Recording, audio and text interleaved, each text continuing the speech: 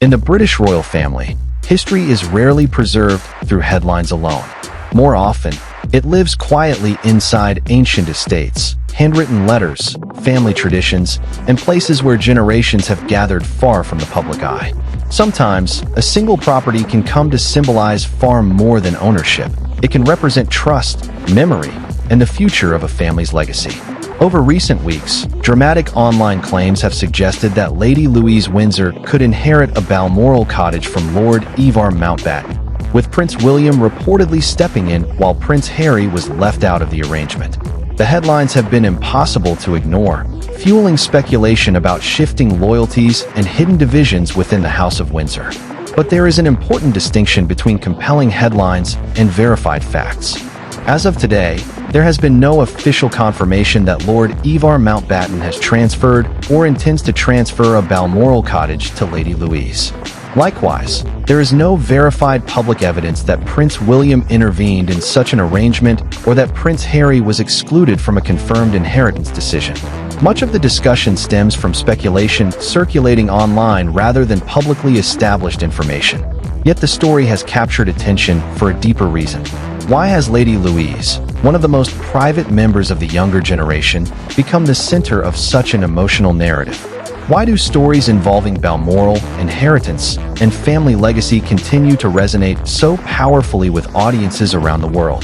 To answer those questions, we must look beyond sensational headlines and explore the history connecting the royal family, the Mountbatten family, and Balmoral itself. A story where legacy often matters more than ownership, and where perception can sometimes become as influential as reality. Because before anyone can understand why this story matters, they must first understand what Balmoral has always meant to the people who called it home. To understand why this story has generated so much interest, it is necessary to step away from today's headlines and return to the place where so much of the emotional significance begins, Balmoral. For more than a century, Balmoral Castle has been unlike any other royal residence. While Buckingham Palace represents constitutional duty and Windsor Castle reflects centuries of monarchy, Balmoral has traditionally been viewed as the royal family's private sanctuary. Surrounded by the forests, rivers, and mountains of the Scottish Highlands, it became a place where monarchs could temporarily set aside official responsibilities and simply become parents, grandparents, siblings, and children. Queen Victoria and Prince Albert first established Balmoral as a family retreat during the 19th century. From that moment forward, every generation of the House of Windsor developed its own memories there. Summer holidays, long walks across the moors, family picnics, evenings gathered around fireplaces, and quiet conversations away from London's public gaze all became part of the estate's identity. For Queen Elizabeth II, Balmoral held an especially profound meaning. Many royal biographers have described it as the place where she appeared happiest and most relaxed. It was where she rode horses, spent time with her beloved dogs, and enjoyed the company of family members outside the demands of public life. The estate became inseparable from her personal identity, making it one of the most emotionally significant locations in modern royal history. That legacy continues today. Whenever discussions arise about Balmoral, whether involving traditions, family gatherings, or future generations, they naturally attract widespread attention because they touch upon memories that extend far beyond property itself. This is where Lady Louise Windsor enters the story. As the daughter of Prince Edward, Duke of Edinburgh, and Sophie, Duchess of Edinburgh, Lady Louise has spent much of her life outside the constant media spotlight. Her parents deliberately sought to provide her and her younger brother, James, Earl of Wessex, with as normal an upbringing as possible despite their royal connections. Unlike senior working royals, Lady Louise has not been expected to undertake a full calendar of official engagements.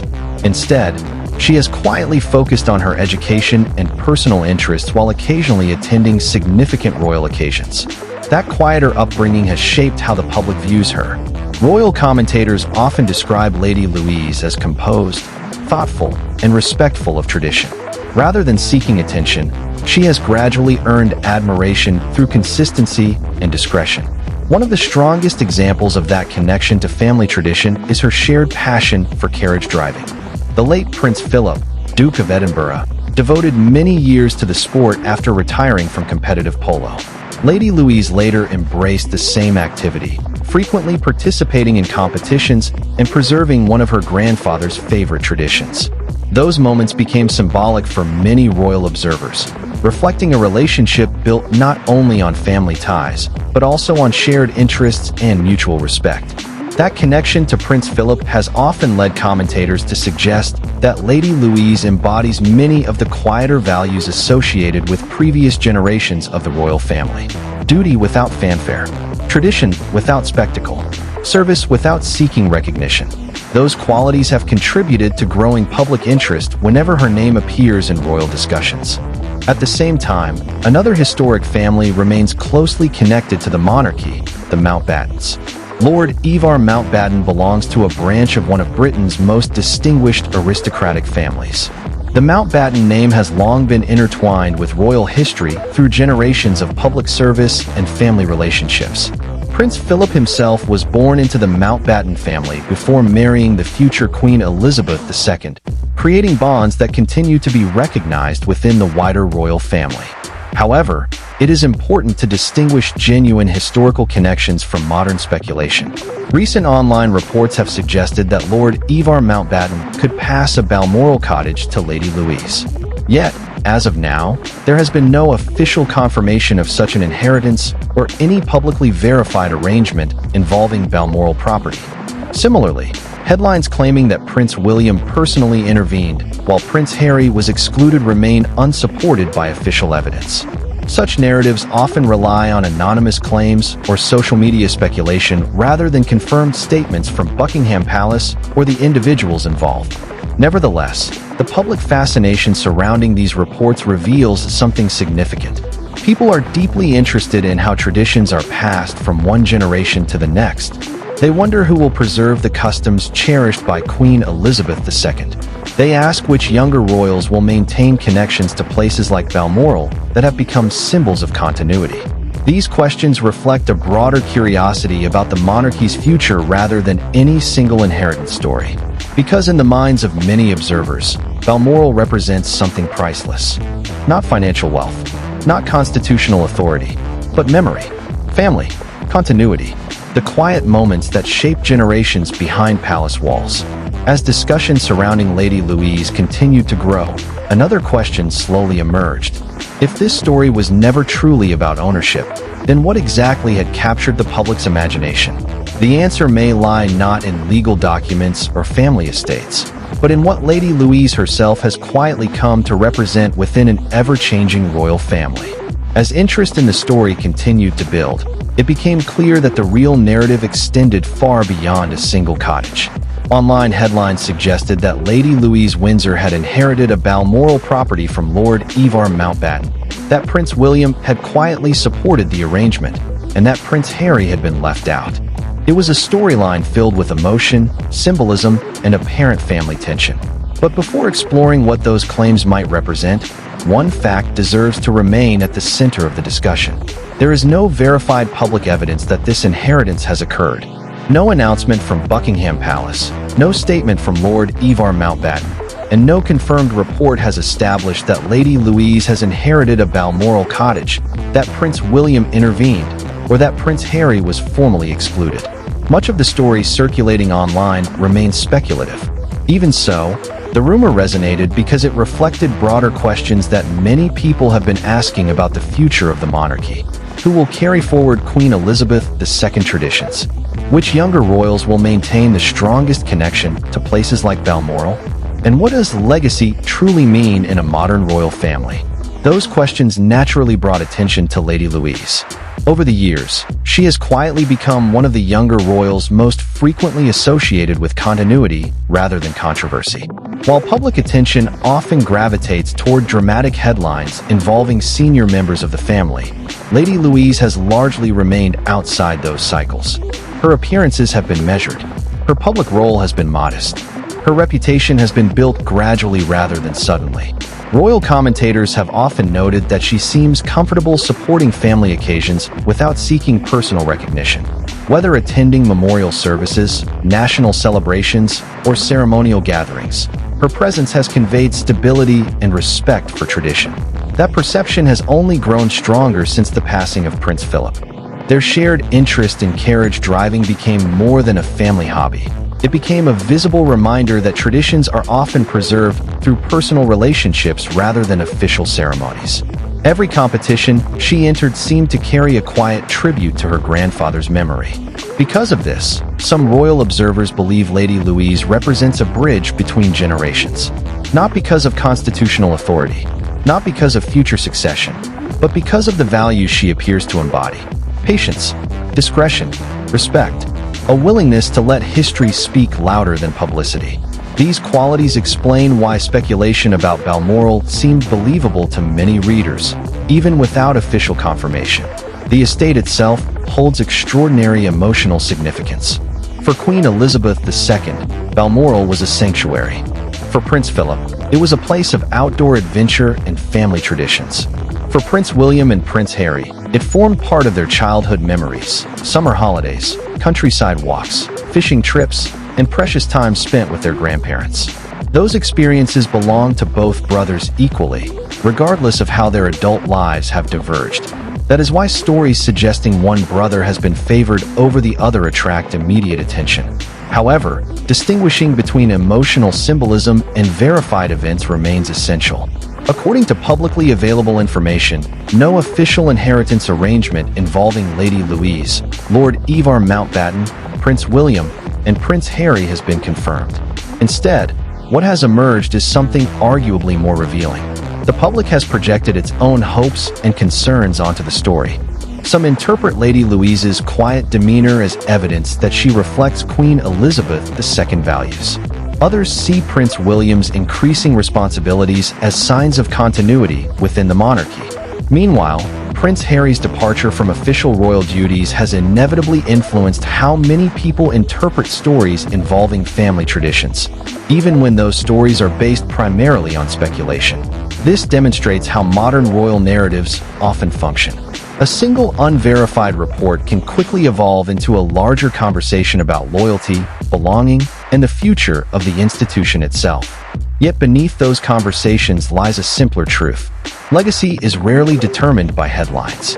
It is built through decades of consistent actions. Queen Elizabeth II did not become respected because of a single decision. Prince Philip's legacy was not defined by one public appearance. Similarly, Lady Louise's reputation has developed not through dramatic announcements, but through years of quiet participation in family life and measured public conduct. Perhaps that is why this story has endured despite the absence of official confirmation. People are not only asking who might inherit a cottage, they are asking who will inherit a way of thinking, who will preserve traditions without demanding attention, who will remember that the monarchy's greatest strength has often come from quiet service rather than public spectacle. Those are questions that no legal document can answer. As the speculation surrounding Balmoral gradually faded, it left behind a much more meaningful conversation, one about the future identity of the royal family itself. And perhaps that is the greatest irony of all. Whether or not any inheritance ever takes place, the discussion has already revealed something profound about how the public views the next generation. Because in the end, the story was never really about a cottage. It was about trust. It was about continuity. And it was about the enduring hope that the values cherished by previous generations will continue to find a home in those who come next. As the speculation surrounding Balmoral, Lady Louise, and the Mountbatten family settles into the background, a larger truth begins to emerge. Stories like this endure not because every detail is confirmed, but because they touch on timeless questions about family, tradition, and the future of one of the world's oldest constitutional monarchies. At its heart, this has never been simply a story about a cottage. Whether or not any future inheritance resembles the online claims, the discussion has reminded millions of people that certain places hold a significance no financial valuation can measure. Balmoral is one of those places. For generations, it has represented continuity, privacy, and the rare opportunity for the royal family to live beyond ceremony and public expectation. That emotional connection cannot be transferred through headlines alone. It is preserved through memories, through traditions repeated year after year, through younger generations choosing to value what previous generations cherished. This is where Lady Louise's public image becomes especially meaningful. Unlike many public figures whose reputations are built through constant visibility, hers has developed through restraint.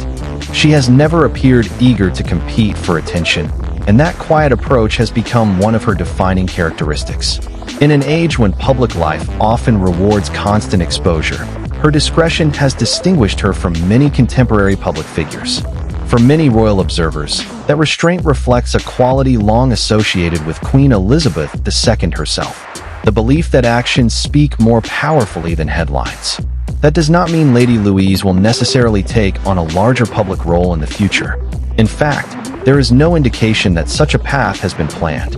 Instead, her significance may lie in demonstrating that members of the wider royal family can contribute to the institution's stability without becoming central public personalities. The story also illustrates an important lesson about modern royal coverage. Today's media environment moves at extraordinary speed.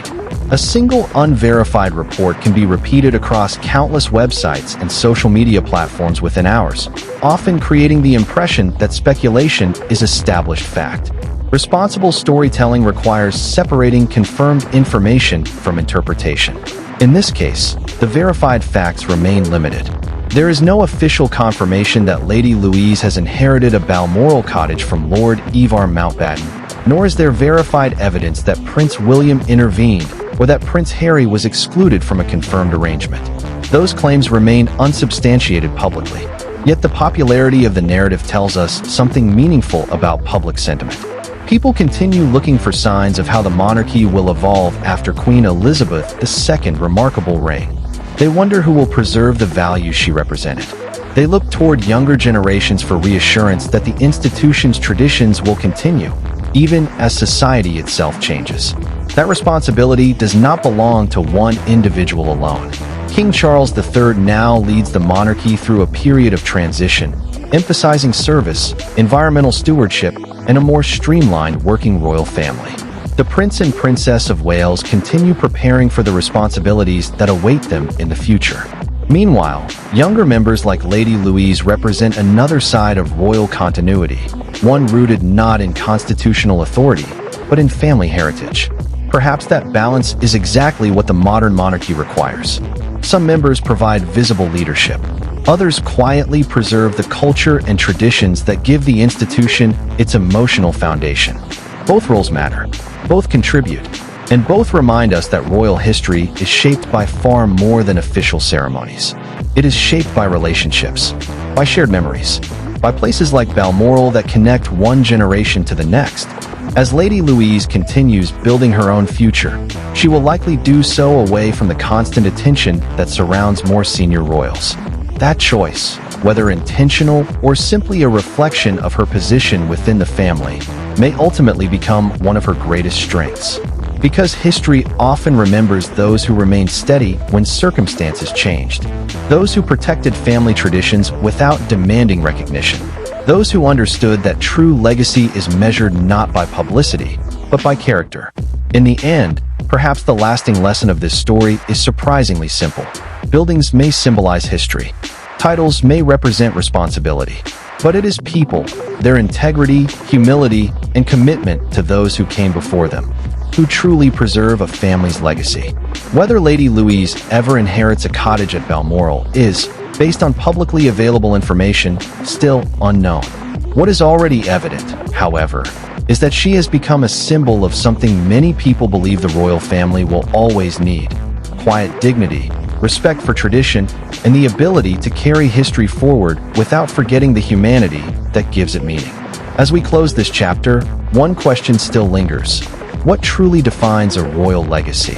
Historic estates and family titles, or the quiet values passed from one generation to the next? We'd love to hear your thoughts.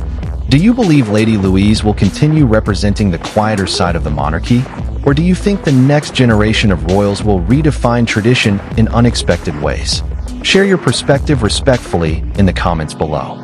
If you enjoyed this documentary, please like the video, subscribe to the channel, and turn on notifications so you never miss another thoughtful exploration of the British royal family's history, traditions, and evolving legacy.